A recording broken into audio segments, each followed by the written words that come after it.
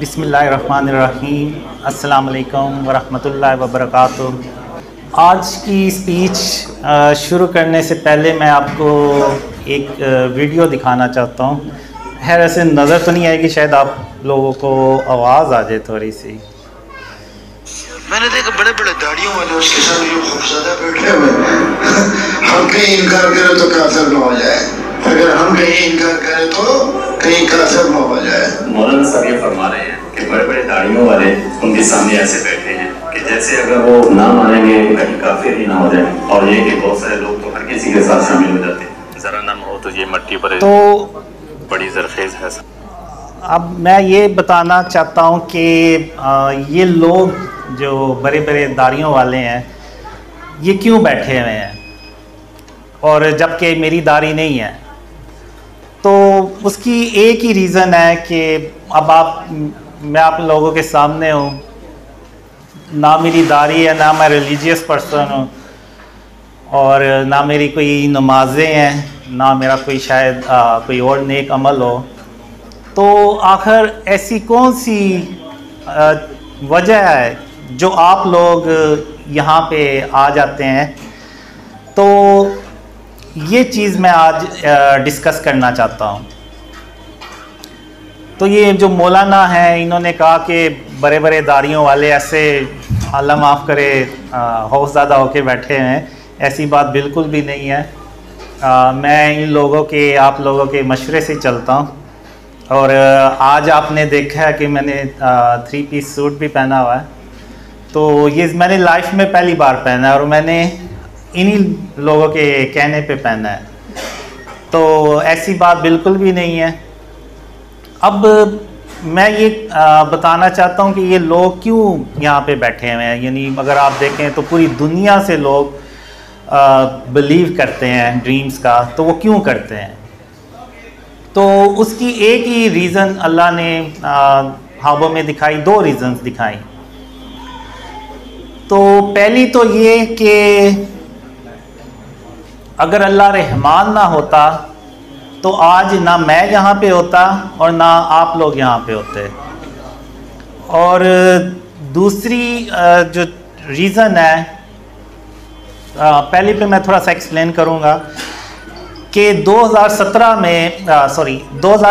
में जब मैं अंधेरों में डूबा हुआ था, तो मैं अपने आप से कहा करता था कि जो मेरे नबी मोहम्मद सल्लल्लाहु अलैहि वसल्लम खातमुन नबीयीन, वो जालों में चला करते थे, बल्कि जहाँ से गुज़रते थे, अंधेरों से भी गुज़रते थे, तो वहाँ भी उजाले हो जाते थे अल्लाह की रहमत से। तो मैं कहाँ पे अंधेरों में डूबता चला जा रहा हूँ। तो तब मैंने 2007 में अल्लाह को पहली बार रहमान कह के बुलाया। तो और मैंने अल्लाह से कहा कि बेशक मैं ए रहमान, बेशक मैं गुनहगार हूँ, और बेशक तू ही पाक है, और बेशक मैं ही गुनहगार हूँ। और अगर तूने मेरे हाल पे रहम के साथ तवज्जो ना फरमाई और मुझे इन अंधेरों से बाहर ना निकाला, तो मैं मोहम्मद सल्लल्लाहु अलैहि वसल्लम का उम्मती होने के बावजूद घाटा पाने वालों में से हो जाऊंगा। तो ये मैंने दुआ अल्लाह से की। तो उसके बाद अल्लाह ने मुझे ख्वाबों में सिखाना शुरू कर दिया, और फिर एक ख्वाब में अल्लाह ने मुझे ये भी बताया कि कासिम, जब तुमने मुझे पहली बार रहमान कह के बुलाया, तो फिर मैंने ये नहीं देखा कि तुम कितने गुनाहगार हो और कौन हो। फिर मैंने ये देखा बस कि मेरे बंदे ने मुझे रहमान कह के बुलाया, और अब ये मुझे प्रूफ करना है कि वो अल्लाह जो है वो रहमान है, सबसे बढ़कर रहमान है। तो फिर अल्लाह ने मुझे शिर्क के बारे में और उसकी इक़साम के बारे में बताया, और अल्लाह ने मुझे कहा, बहुत सारे ख्वाबों में कहा कि अल्लाह क़यामत के दिन जिसके चाहेगा गुनाह बख्श देगा, मगर शिर्क कभी माफ़ नहीं करेगा। तो उसके बाद फिर मैंने अपने आप को शिर्क से बचाना शुरू कर दिया, और अपने इवन नफ्स से भी मेरी जंग चलती रहती थी, और मैंने बस यही कहा कि अल्लाह को मैंने हर हाल में राज़ी करना है। तो अब ये जो कुछ भी हुआ, फिर अल्लाह ने मुझे ड्रीम्स दिखाए। फिर मैंने जब 2015 में ड्रीम शेयर करना शुरू किए, तो उस वक़्त मुझे मोहल्ले में भी कोई लोग मोहल्लेदार भी मुझे नहीं थे जानते। तो आज अगर आप देखें तो 2015 से लेके आज 2023 तकरीबन 8 साल, तो अल्लाह ने जो ख्वाब थे वो पूरी दुनिया में फैलाए। इवन अगर आप YouTube पे देखें तो बड़े बड़े उलमा ने बेशक मुखालिफ में ही बात क्यों ना की हो, उन तक वो खबर पहुंच गई। यानी अल्लाह ने वो ख्वाब जो थे वो उन तक पहुंचा दिए। तो ये अल्लाह की मदद के बगैर तो नामुमकिन था कि ऐसा कुछ होता। तो अब अल्लाह ने इतनी क्यों मदद की, जबकि मैं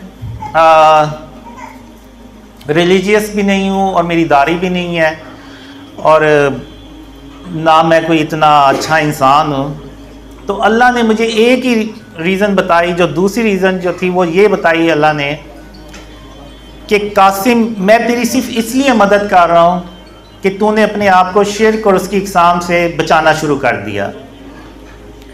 अब मैंने बचाना शुरू कर दिया, यानी मुकम्मल तौर पे मैं भी नहीं इस पे अभी तक कंट्रोल कर सका, क्योंकि आपको पता है हर रोज़ कोई ना कोई चीज़ ले के आनी पड़ती है, तो उन पे तस्वीर वगैरह होती हैं, तो वो बस इसी लाइफ इसी में गुजर जाती है, गुजर ही है कि वो उन तस्वीर को ख़त्म करते हुए। तो ये जो कोशिश है ना, ये अल्लाह को पसंद आ गई। तो अब अगर आप देखें तो अल्लाह ने जो जितने भी अपने नबी और रसूल भेजे, तो अल्लाह ने कुरान में लिखा हुआ है कि अल्लाह ने नबियों के जो दराजात हैं वो एक दूसरे से बुलंद फरमाए, उनको बुलंद दर्जात किया। यानी एक नबी को दूसरे नबी पर बुलंद दर्जा दिया। तो अब वो क्या आखिर अल्लाह ने क्वालिटी या उसका क्या मियार सेट किया कि किस नबी को बड़ा दर्जा मिलेगा। तो अगर आप वो कुरान देखें, उसको कुरान को तर्जुमे के साथ सुने, तो अल्लाह ने ये चीज़ें कुरान में वाज़िया तौर पर इरशाद फरमाई हुई हैं। और वो ये है कि अल्लाह ने जो शिर्क है ना, इसकी बेस पे नबियों को दर्जात अता किए। अब अगर आप देखें तो खातमुन नबिय्यीन हज़रत मोहम्मद सल्लल्लाहु अलैहि वसल्लम, अल्लाह ने उनको सबसे बड़ा जो दर्जा है ना वो दिया, यानी तमाम नबियों का सरदार बनाया और तमाम जहानों के लिए रहमतुल आलमीन बनाया, और अपना सबसे आखिरी और सबसे प्यारे नबी बनाए। और अल्लाह ने मोहम्मद सल्लल्लाहु अलैहि वसल्लम का नाम खुद अपने नाम के साथ लिखा। तो वो जो क्वालिटी थी आप सल्लल्लाहु अलैहि वसल्लम की, वो जो शिर्क और उसकी इक़साम से उन्होंने खुद भी अपने आप को बचाया और अपनी उम्मत को भी उसकी तलकीन की, तो वो वजह अल्लाह ने बनाई और उनको इतना बड़ा जो दर्जा है वो अपनी रहमत से अता किया। अब अगर आप देखें तो और किसी नबी ने अपनी उम्मत को इतनी शिर्क और इसकी डिटेल में कभी नहीं बताया। अगर आप देखें तो अल्लाह ने सूरह सबा में ये इरशाद फरमाया हुआ है कि अल्लाह ने बड़े जो जिन्नात हैं वो अल्लाह ने सुलेमान अलैहिस्सलाम के ताबे कर दिए, और वो उनके लिए बड़े बड़े किले बनाते थे और तस्वीर बनाते थे। तो यानी यहाँ से इस आयत से ये साबित होता है कि सुलेमान अलैहिस्सलाम के दौर में तस्वीर अलाउड थी, यानी वो बनाई जाती थी तस्वीर। और अगर आप देखें तो सूरह यूसुफ, वहाँ पे अगर आप देखें तो यूसुफ अलैहिस्सलाम के जो भाई थे और उनके जो माँ बाप थे, उन्होंने सजदा ताज़ीमी किया यूसुफ अलैहिस्सलाम को। तो यहाँ से ये बात भी साबित होती है कि यूसुफ अलैहिस्सलाम के दौर में सजदा ताज़ीमी जायज़ था। फिर अगर आप सूरह काफ देखें तो सूरह काफ में अल्लाह ने बताया हुआ है कि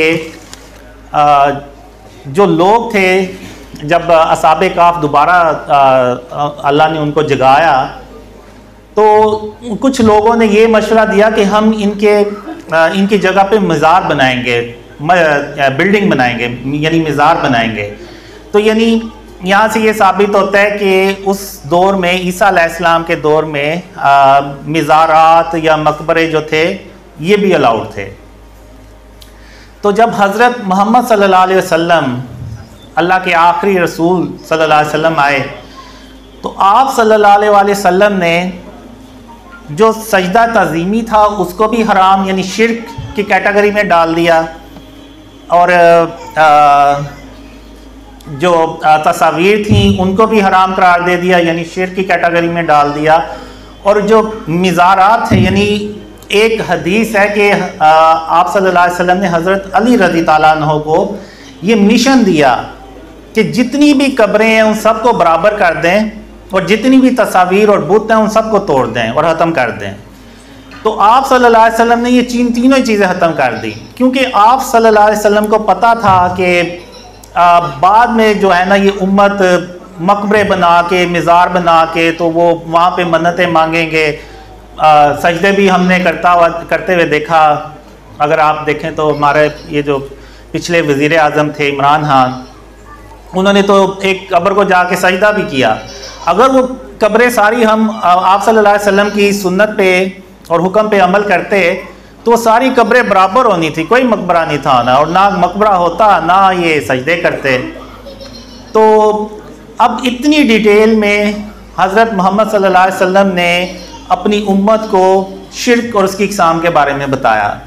अब चूँकि आज मॉडर्न दौर है तो मॉडर्न फॉर्म ऑफ शिर्क है ये, जो आप बड़े बड़े बोर्ड देखते हैं, इवन डेकोरेशन पीसीस देखते हैं हम, यानी अपने घरों में भी आप देखते हैं अक्सर लोगों ने रखे होते हैं जिस पे वो जानवरों की तस्वीरें होती हैं या कुछ और बने होते हैं चीज़ें। तो वो बेसिकली है तो वो बुत ही, और बहुत से लोगों ने सेलिब्रिटीज़ की तस्वीर भी लगाई हुई हैं। तो ये सारी चीज़ें जो है ना ये फॉर्म ऑफ शिर्क हैं, और यही वो चीज़ें हैं जिससे आप सल्लल्लाहु अलैहि वसल्लम ने अपनी उम्मत को मना फरमाया। और एक हदीस में है कि जिस घर में तस्वीर होगी उस घर में अल्लाह की रहमत के फरिश्ते नहीं आएंगे। अगर आप YouTube पे जाके सर्च करें तो बहुत से लोग आपको काफ़ी मिल जाएंगे जिन्होंने अपने जिस्मों पे टैटूज़ बनाए हुए हैं, और वो मक्का और मदीना में हज और उम्रा कर रहे हैं, तो उनके जिस्मों पे वो तस्वीरें बनी हुई हैं। अगर आप इस हदीस को देखें तो आपको समझ लग जाएगी कि हमारी दुआएं क्यों नहीं कबूल होती। जब अल्लाह की रहमत के फरिश्ते ही नहीं आएंगे तो हमारी दुआएं भी कैसे कबूल होंगी। तो जो कनेक्शन है वही टूटा हुआ है, तो वो कैसे हमारी दुआएं जो है ना वो कबूल होंगी।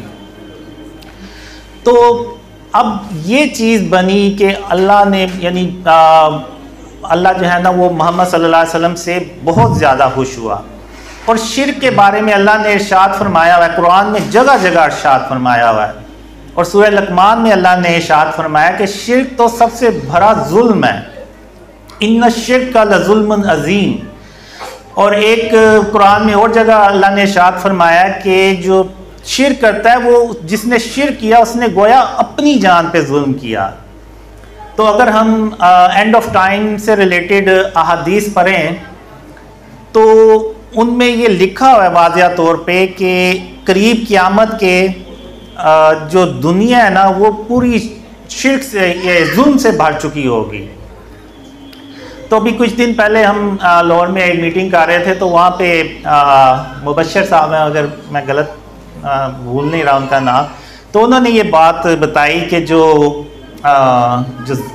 शिर्क है वो बेसिकली जुल्म है, और वो जो जुल्म यानी जिस चीज़ का वो अहादीस में जिक्र किया गया है तो वो यही जुल्म है कि वो जो जुल्म है ना वो पूरी दुनिया में, अगर आप देखें तो पूरी दुनिया में इस वक्त फैला हुआ है। यानी जो शिर्क है ना वो पूरी दुनिया में फैला हुआ है। आप देख लें, इवन मुसलमान मुल्कों में देख लें, आप बड़े बड़े बोर्ड नज़र आएंगे। आप किसी भी हाउसिंग सोसाइटी में चले जाएं, आपको वहाँ पे बुत नज़र आएंगे पड़े हुए। इवन आप कपड़ों की दुकानों पे चले जाएं, वहाँ पे आपको बुत नज़र आएंगे। और ये वही बुत हैं जो हज़रत इब्राहीम अलैहिस्सलाम ने, ऐसे ही बुत थे वो भी, जो हज़रत इब्राहीम अलैहिस्सलाम ने तोड़े, जो मोहम्मद सल्लल्लाहु अलैहि वसल्लम ने फ़तह मक्का पे तोड़े। तो वो बस शक्लों में फ़र्क है, साइज़ में फ़र्क है, या मटेरियल का फ़र्क होगा। बाकी वो भी बुत हैं, ये भी बुत हैं, वो भी बेजान थे, ये भी बेजान है। तो आज हमने ये जो शिर्क है ना ये पूरी दुनिया में फैलाया हुआ है, और ये पूरी दुनिया जो है ना इस वक्त शिर्क से, जुल्म से भरी हुई है। और हम ये समझते थे कि शायद वो जो जुल्म है वो इंसानों पे होगा या बच्चों पे या इस तरह से कुछ होगा, लेकिन बेसिकली जो वो शिर्क है ना वो जुल्म है, वो पूरी दुनिया में फैला हुआ है। अब हज़रत मोहम्मद सल्लल्लाहु अलैहि वसल्लम के बाद यहाँ पे मैं चार जो मुझे अल्लाह ने ख्वाबों में दिखाया, जो चार बड़े अल्लाह के नबी हैं जो टॉप 4 रैंक में आते हैं, तो उनके बारे में बताया। तो मैंने एक आत्म नबीयीन मोहम्मद सल्लल्लाहु अलैहि वसल्लम के बारे में आपको बताया। जो दूसरे अल्लाह के नबी हैं जो जिनका दूसरा रैंक है वो हैं इब्राहीम अलैहिस्सलाम। अब इब्राहीम अलैहिस्सलाम की भी आप देखें तो अल्लाह ने कुरान में जो क्वालिटीज़ हैं वो बयान की हुई हैं, और वो क्वालिटीज़ क्या थी कि इब्राहीम अलैहिस्सलाम एक अल्लाह को तलाश कर रहे थे। जब उन्होंने सूरज को देखा तो वो उन्होंने ख्याल किया कि शायद ये माबूद है, तो वो जब गुरूब हो गया तो उन्होंने कहा कि नहीं तो गुरूब हो गया है। फिर जब चाँद को देखा तो उन्होंने कहा कि शायद ये चाँद जो है ये माबूद है, तो वो भी गुरूब हो गया। सितारों को देखा तो वो भी गुरूब हो गए। तो फिर इब्राहीम अलैहिस्सलाम ने कहा कि अगर मेरे परवरदिगार ने मुझे सीधा रास्ता ना दिखाया तो मैं भटक जाऊंगा। तो फिर अल्लाह ने उन पे वही नाजिल की, और फिर अगर आप देखें तो वो अपने दौर के सबसे जालिम बादशाह के पास गए, नमरूद के पास गए, और उसको तौहीद की दावत दी। तो वो इब्राहीम अलैहिस्सलाम से झगड़ने लगा। तो इब्राहीम अलैहिस्सलाम ने कहा कि मेरा परवरदिगार ज़िंदगी और मौत देता है। तो नमरूद कहता है कि ज़िंदगी और मौत तो मैं भी दे सकता हूँ। तो इब्राहीम अलैहिस्सलाम ने कहा कि मेरा परवरदिगार सूरज को मशरिक से निकालता है, तुम मगरिब से निकाल के दिखाओ। तो वहाँ पे वो हक्का बक्का रह गया, और बावजूद इसके कि उसने खुली निशानियाँ देख ली, लेकिन फिर भी वो नहीं माना। फिर उसके बाद इब्राहीम अलैहिस्सलाम ने सारे जो बुत थे उस दौर में उनको तोड़ के तो एक बड़े बुत के कंधे पे कुल्हारा रख दिया। तो जब लोग आए तो उन्होंने देखा कि ये सारे बुत तो टूटे हुए हैं और एक बड़ा बुत बचा हुआ है, उसके कुल्हारा पड़ा हुआ है। तो उन्हें पता चल गया कि ये काम इब्राहीम अलैहिस्सलाम ने किया है। तो जब इब्राहीम अलैहिस्सलाम से पूछा गया तो इब्राहीम अलैहिस्सलाम ने कहा कि जो बड़ा बुत है आप इससे पूछें, इसके सामने सब कुछ हुआ है। तो इसने क्यों नहीं बताया, ये इससे पूछें, आप इसको पता होगा। तो उन्होंने कहा ये तो उन काफिरों ने कहा ये तो बेजान है, ये तो बुत है, ये कैसे बोलेगा। तो फिर इब्राहीम अलैहिस्सलाम ने कहा कि फिर तुम सोचते क्यों नहीं हो, जब ये तुम्हें ना कोई फ़ायदा दे सकता है, कोई नुकसान दे सकता है, तो फिर तुम इसकी पूजा क्यों करते हो। तो बजाय इसके कि समझते, वो इब्राहीम अलैहिस्सलाम पे और गुस्से हुए, और यहाँ तक कि इब्राहीम अलैहिस्सलाम को आग में डाल दिया। तो आप अल्लाह की शान देखें कि वो अल्लाह ने उस आग को कहा कि इब्राहीम अलैहिस्सलाम पर सलामती वाली बन जा, तो वो सलामती वाली बन गई, यानी इब्राहीम अलैहिस्सलाम पर वो आग ठंडी हो गई। इसी तरह इब्राहीम अलैहिस्सलाम ने अपने जो वालिद थे उनको, वो बुत तराशते थे, तो उनको भी समझाया कि आप इन बुतों को ना तराशा करें, इनको ना पूजा करें, एक अल्लाह की इबादत करें। तो जिन नबियों ने सख्त स्टांस लिया शिर्क और उसकी इक़साम पे, तो अल्लाह ने उनको उतना ही अपनी रहमत से बुलंद दर्जा अता फरमाया। फिर उनके बाद तीसरे नंबर पे जो अल्लाह ने मुझे अपने ड्रीम्स में दिखाया वो है मूसा अलैहिस्सलाम।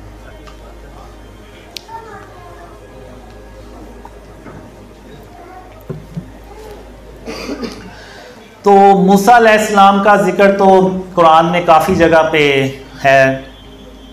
तो मूसा अलैहिस्सलाम का भी आपको पता है कि वो एक बहुत ही जालिम फ़िरौन था जिनके दौर में वो पैदा हुए थे। यहाँ तक कि उसने सारे बच्चों को मारने का भी हुक्म दिया, लेकिन अल्लाह ने ऐसी तदबीर की कि मूसा अलैहिस्सलाम को उसी के महल में पहुँचा दिया, और फिर वो वहीं पले भरे।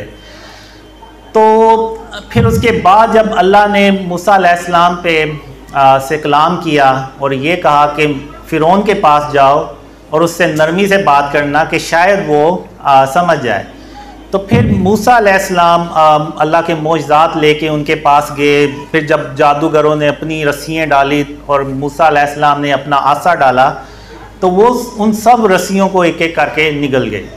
तो फ़िरौन ने इतना खुला मोजज़ा देखने के बावजूद अल्लाह पे ईमान नहीं लेके आया, बल्कि मूसा अलैहिस्सलाम और उनके जो साथी थे उनको मारने के लिए निकल पड़ा। तो मूसा अलैहिस्सलाम आगे जा रहे हैं और फ़िरौन की फ़ौजें पीछे हैं, और आगे आ गया दरिया। तो जब दरिया आ गया तो वो आगे फंस गए और पीछे से फ़िरौन की फ़ौजें आ रही हैं।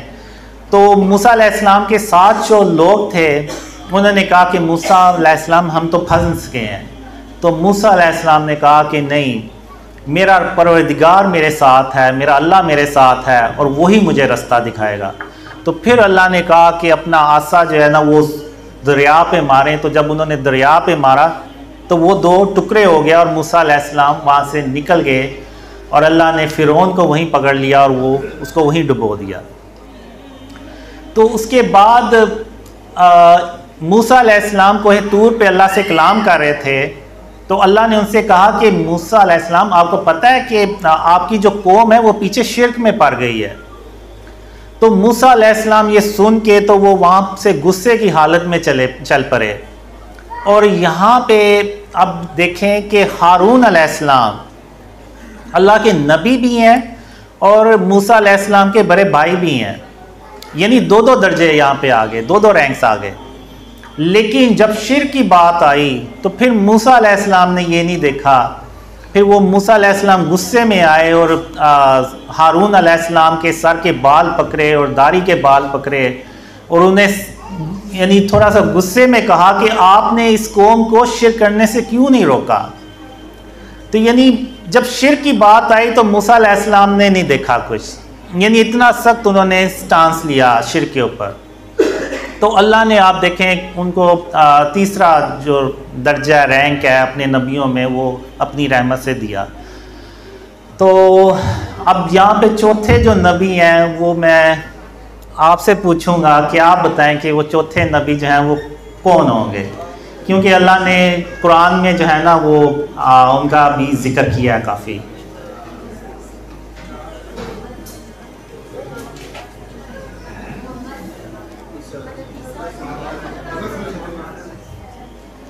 जी हाँ जी, जो अल्लाह ने मुझे ड्रीम्स में दिखाया चौथे नंबर पे सुलेमान अलैहिस्सलाम वो आते हैं। तो सुलेमान अलैहिस्सलाम का भी अल्लाह ने ज़िक्र किया हुआ है और सुलेमान अलैहिस्सलाम की एक दुआ भी है कि उन्होंने अल्लाह से दुआ की कि जैसी हुकूमत अल्लाह ने उनको दी है ना उससे पहले किसी को दी हो ना उसके बाद अल्लाह किसी को ये ऐसी हुकूमत दे। और अगर आप देखें तो सुलेमान अलैहिस्सलाम ने सबसे लग्जरी लाइफ, नबियों में सबसे लग्जरी लाइफ गुजारी है और अल्लाह ने उनके जिन्नात और हवाएं जो थी वो सुलेमान अलैहिस्सलाम के ताबे कर दी और जानवरों को भी उनके ताबे कर दिया। तो जब सुलेमान अलैहिस्सलाम ने जिन्नों, इंसानों और जानवरों की जमातें बनाई तो देखा तो कि हुदहुद गायब है। तो सुलेमान अलैहिस्सलाम ने कहा कि ये क्या वजह है कि ये हुदहुद गायब है या ये कहाँ गायब हो गया है। तो सुलेमान अलैहिस्सलाम ने कहा कि मैं इसको सख्त सज़ा दूंगा या ज़िबा कर डालूंगा या फिर ये अपनी गैर हाज़िरी की कोई दलील पेश करेगा मुझे। तो अब जब अल्लाह के नबी का हुक्म आ जाता है तो वो फिर सबको हाजिर होना पड़ता है। अब खुद कोई ये रीज़न नहीं था दे सकता कि मेरे बच्चे भूखे थे या मैं कहीं पे मसरूफ़ था, नहीं, जब अल्लाह के नबी ने हुक्म दे दिया तो उसको हर हाल में वहाँ पे मौजूद होना चाहिए था। अब उसके बचने की जो रीज़न थी वो भी अल्लाह ने ये बनाई कि वो जब हुदहुद वापस आया तो हुदहुद ने सुलेमान अलैहिस्सलाम से कहा कि मुझे एक ऐसी कौम का पता चला है जिसका आपको इल्म नहीं है और उस कौम पे एक औरत हुकूमत करती है और मैंने देखा कि वो लोग अल्लाह को सजदा करने की बजाय सूरज को सजदा करते हैं और वो शिर्क करते हैं। तो सुलेमान अलैहिस्सलाम ने फिर उस जो हुदहुद की जो जान है ना वो इस वजह से बख्श दी, और सुलेमान अलैहिस्सलाम ने कहा कि मेरा हाथ ले जाओ और ये हाथ उनके पास डाल देना और फिर उनके बातें सुनना कि वो क्या जवाब देते हैं। तो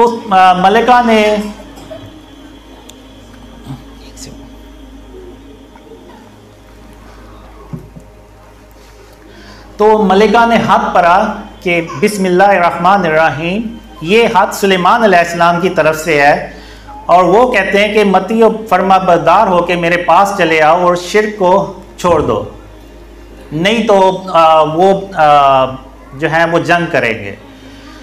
तो फिर वो जो मलिका है उसका नाम सबा था, मलिका सबा। तो वो अपने दरबारियों से पूछती हैं कि आप मुझे मशवरा दें कि हम क्या करें।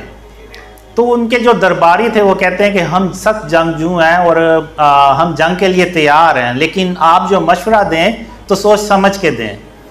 तो मलिका सबा ने कहा कि जब बादशाह किसी कौम पे चढ़ाई करते हैं तो वहाँ के इज़्ज़त वालों को बेइज्जत कर देते हैं, जलील कर देते हैं, तो मैं उनके पास कुछ तोहफे भेजती हूँ। तो जब कासिद सुलेमान अलैहिस्सलाम के पास तोहफे लेके पहुँचे तो सुलेमान अलैहिस्सलाम ने कहा कि क्या तुम मुझे माल से मदद देना चाहते हो, और जो माल अल्लाह ने मुझे दिया है वो उससे कहीं बेहतर है जो माल अल्लाह ने तुम लोगों को दिया है, और ये अपने माल तुम वापस ले जाओ, और अब मैं ऐसे लश्कर लेके हमला करूंगा जिसके मुकाबले में तुम में ताकत नहीं होगी और तुम जलील हो जाओगे। तो अब अगर यहाँ पे देखें तो जब शिर्क की बात आई तो सुलेमान अलैहिस्सलाम ने वो तोहफे लेने से भी इनकार कर दिया। अगर हमने वो अर्तुरुल सीरीज देखी होगी तो वहाँ पे क्या होता था, जो काई कबीला था वो किसी एक बड़े बादशाह की सरजमीन पे रहते थे और वो उनको टैक्स पे करते थे बदले में, और वो बादशाह जो था उसने उनको अलाउ कर दिया कि ठीक है आप यहाँ पे रह जाएं और हमें साल का इतना टैक्स जो है ना वो आपने पे करना है। तो यहाँ भी मलिका सबा ने ऐसा ही कुछ करने की कोशिश की कि सुलेमान अलैहिस्सलाम को तोहफे भेजे कि शायद वो इसके बदले में हमें वहाँ पे रहने दें और हमें कुछ ना कहें। लेकिन बात जब शिर्क की आई तो फिर सुलेमान अलैहिस्सलाम ने तोहफे लेने से इनकार कर दिया, और ना सिर्फ इनकार किया बल्कि ये भी कहा कि मैं ऐसे लश्कर लेके हमला करूँगा कि जिसके मुकाबले में आप लोगों में ताकत ही नहीं होगी। तो उसके बाद फिर मलिका सबा को जब पता चला कि सुलेमान अलैहिस्सलाम ने तोहफे लेने से इनकार कर दिया है, तो फिर मलिका सबा ने पैगाम भेजा कि वो खुद सुलेमान अलैहिस्सलाम से मिलना चाहती हैं। तो सुलेमान अलैहिस्सलाम अपने दरबार में बैठे होते हैं और कहते हैं कि क्या कोई तुम में से ऐसा है कि इससे पहले कि मलिका मेरे पास आए, मलिका का तख्त मेरे पास ले आए।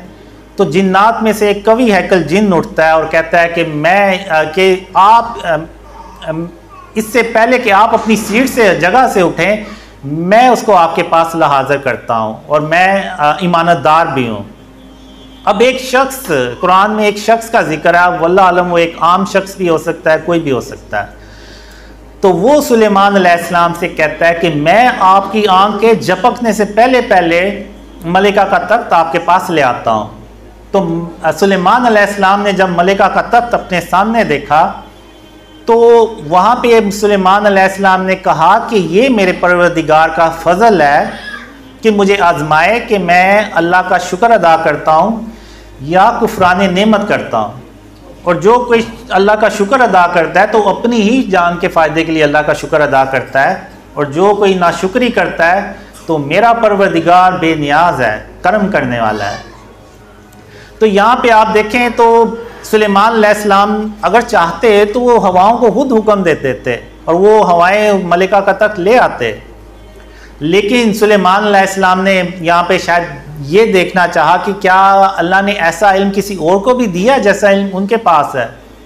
तो जब सुलेमान अलैहिस्सलाम ने देखा कि एक आम दरबारी के पास भी ऐसा इल्म अल्लाह ने उसको दिया है कि वो भी मेरी आंख के झपकने से पहले तक को ले आया है, तो उनके दिल में कोई कीना, कोई बुग़्ज़, कोई ऐसी चीज़ नहीं आई, बल्कि उन्होंने अल्लाह का शुक्र अदा किया कि जो इल्म अल्लाह ने उनको सिखाया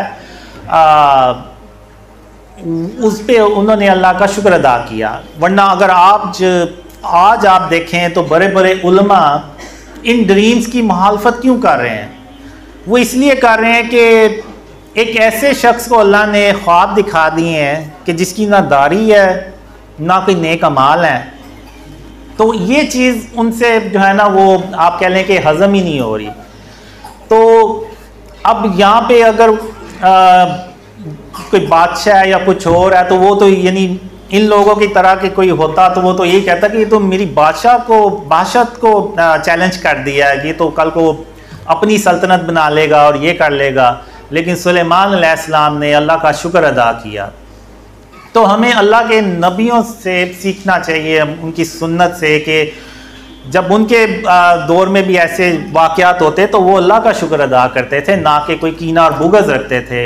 इन उलमा को भी जब पता चला इन ड्रीम्स का तो वो उन्हें अल्लाह का शुक्र अदा करना चाहिए था कि अल्लाह ने जो इल्म उनको अताफ़ किया वो उसी में खुश हैं। लेकिन वो उन्होंने पता नहीं अजीब अजीब बातें करना शुरू कर दी। तो बहरहाल अब जब मलिका सबा जो हैं वो सुलेमान अलैहिस्सलाम के पास पहुंची तो उससे पहले सुलेमान अलैहिस्सलाम ने उनके जो तख्त है ना उसमें रद्दो बदल कर दिया कि देखें कि मलिका सूझबूझ रखती है या सूझबूझ रखने वालों ना रखने वालों में से है। तो जब मलिका सबा वहाँ पहुँची तो सुलेमान अलैहिस्सलाम ने कहा कि क्या आपका तख्त भी ऐसा ही है? तो मलिका ने अपने तख्त को जब देखा तो उसने पहचान लिया। तो उसने कहा कि ये तो मेरा ही तख्त है और हमको इससे पहले ही सुलेमान अलैहिस्सलाम की अज़मत और शान का इल्म हो गया था। तो फिर सुलेमान अलैहिस्सलाम ने कहा कि अब महल में चलिए। तो जब वो महल में गई तो फर्श का जो महल का जो फर्श था ना उसको पानी का हौज समझा, यानी पानी का तिलाब समझा। तो अपने टांगों से कपड़ा ऊपर, पिंडलियों से ऊपर कपड़ा कर लिया। तो सुलेमान अलैहिस्सलाम ने कहा कि ये ऐसा महल है जिसके नीचे भी शीशे जुड़े हुए हैं। तो अब यहाँ पे जो मलिका सबा ने वर्ड यूज़ किए वो भी उन पे भी ज़रा गौर करें। तो मलिका ने कहा कि मैं इससे पहले अपने ऊपर जुल्म करती आई थी, यानी शिर्क करती रही थी, और अब मैं सुलेमान अलैहिस्सलाम के साथ अल्लाह रब्बुल आलमीन पर ईमान लाती हूँ। तो अब ये जो वाक़यात हैं ये अल्लाह ने सुलेमान अलैहिस्सलाम का एक ही वाक़या ऐसा बयान किया। अब हो सकता है पता नहीं कितनी कौमों पे सुलेमान अलैहिस्सलाम ने ऐसे ही चढ़ाई की और उनको शिर्क से मना किया हो और उनको मुसलमान किया हो। तो अब जो अल्लाह ने जो मेयार बनाया तो वो भी जो है ना शिर्क की बेस पे बनाया और उन्हीं शिर्क की बेस पे ही शिर्क की बेस पे ही अल्लाह ने नबियों के रैंक्स बनाए। अब आगे सूरह काफ को देखते हैं। तो सूरह काफ में अल्लाह ताला ने इरशाद फरमाया हुआ है कि वो चंद लोग थे जो एक जालिम बादशाह के आगे खड़े हो गए और उस जालिम बादशाह से कहा कि ये जो तुमने बातिल खुदा बनाए हुए हैं इनका वजूद अल्लाह को ना आसमानों में मिलता है ना ज़मीन में मिलता है, और उसको शिर्क करने से मना किया। तो उस बादशाह ने बजाय इसके कि उन असाबे काफ की बात सुनते तो उनको कत्ल करने के लिए प्लान बनाया। तो अल्लाह ने भी तदबीर की और उनको गार में ले गया और 309 साल तक तकरीबन गार में सुलाए रखा और अपना एक मौजज़ा बनाया। और कुरान में ये मौजज़ा जो है ये बहुत ज़्यादा डिस्कस होता है। बहुत उलमा इवन सूरह काफ का तो हदीसों में ज़िक्र है कि हर जुमे को इसको ज़रूर, और इसकी जो पहली 10 आयात हैं वो दज्जाल के फितने से बचाती हैं। और आप यहाँ भी अंदाज़ा लगाएं कि यहाँ पे अल्लाह ने इनकी कोई नेक अमल का जिक्र नहीं किया कि वो बहुत नमाज़े परहेजगार थे, दीनदार थे। नहीं, अल्लाह ने यहाँ पे भी शिर्क के ऊपर जब उन्होंने स्टांस लिया तो वो फिर अल्लाह ने उनका जिक्र किया कुरान में और उनको अपना मौजज़ा बना दिया। और 309 साल के बाद जब असाबे काफ उठ खड़े हुए, तो अगर हम भी बहुत ज़्यादा थके हुए हो ना तो कोई 15-16 घंटे सोएं तो हमें भूल जाता है पिछले दिन के क्या हुआ था। लेकिन आप देखें यहाँ पे कि 309 साल सोने के बाद वो उठते हैं, और वो उठते हैं तो सबसे पहले ही ये कहते हैं कि बेशक हमारा परवरदिगार आसमान और ज़मीन का मालिक है, और उसके सिवा हम किसी को माबूद समझ कर नहीं पुकारेंगे, और अगर हमने ऐसा कभी किया तो हम बेअक्ली की बात करेंगे। और इन लोगों ने अल्लाह के सिवा और माबूदों को बना लिया है, और ये उनके बारे में खुली दलील क्यों नहीं लाते? यानी उनके पास कोई दलील नहीं होती सिवाय इसके कि क्योंकि हमारे बाप दादा इनको पूछते आए तो इसलिए हम भी पूछ जाएंगे, लेकिन वो अपने दिमाग को ये इस्तेमाल नहीं करेंगे। फिर आप देखें हज़रत लुकमान का अल्लाह ने ज़िक्र किया कुरान में। उनका भी अल्लाह ने कोई इस तरह से बयान नहीं किया कि वो बहुत इबादत गुजार थे, परहेजगार, बहुत इबादतगार थे। वहाँ भी अल्लाह ने उनकी जो क्वालिटी बयान की तो वो यही बयान की शिर्क के ऊपर, और उन्होंने अपने बेटे से कहा कि शिर्क कभी मत करना, शिर्क तो बहुत बड़ा जुल्म है, इन्न शिर्क लजुल्मुन अजीम। और यही बात अल्लाह को पसंद आई और अल्लाह ने सूरह यानी उनके नाम से एक पूरी सूरत उतार दी, यानी सूरह लुकमान के नाम से पूरी सूरत उतार दी। तो ये अगर हम देखें तो कुरान में अल्लाह ने वाज़िया तौर पे बयान किया हुआ है कि जिसने भी शिर्क पे ज़्यादा सख्त स्टांस लिया, ज़्यादा अपने आप को शिर्क और उसकी इक़साम से बचाया, तो अल्लाह ने उनको उतना ही बड़ा दर्जा अता फरमाया अपनी रहमत से। तो अब मुझे कुछ ड्रीम्स भी आए हुए हैं एंड ऑफ टाइम से रिलेटेड, इवन क़यामत के दिन से भी मुतल्लिक। अब एक क़यामत के दिन का ख्वाब है, उसमें ये होता है कि मोहम्मद सल्लल्लाहु अलैहि वसल्लम जो हैं क़यामत के दिन, यानी इतना अहम दिन है, और मोहम्मद सल्लल्लाहु अलैहि वसल्लम सहाबा से मिलने से पहले हमसे मिलने आते हैं। यानी जो हम खड़े होते हैं, मैं और मेरे साथ जो लोग होते हैं उनसे मिलने आते हैं, और इन पर्सन मिलते हैं, सबसे एक एक से मिलते हैं, जैसे मैं अभी आपसे मिला हूँ, तो इस तरह सबसे वो मिलते हैं। तो वो उनसे कहते हैं कि जिस तरह आपने दुनिया में कासिम के साथ रहे, जो भी किया, तो आज अल्लाह जो है वो आपको खुश कर देगा। तो अब मैं उस ड्रीम में ना हैरान और परेशान हो रहा होता हूँ कि आखिर हमने दुनिया में ऐसा क्या काम किया होगा कि आज के इतने अहम दिन में हज़रत मोहम्मद सल्लल्लाहु अलैहि वसल्लम खातमुन नबिय्यीन सहाबा से मिलने से पहले हमसे मिल रहे हैं।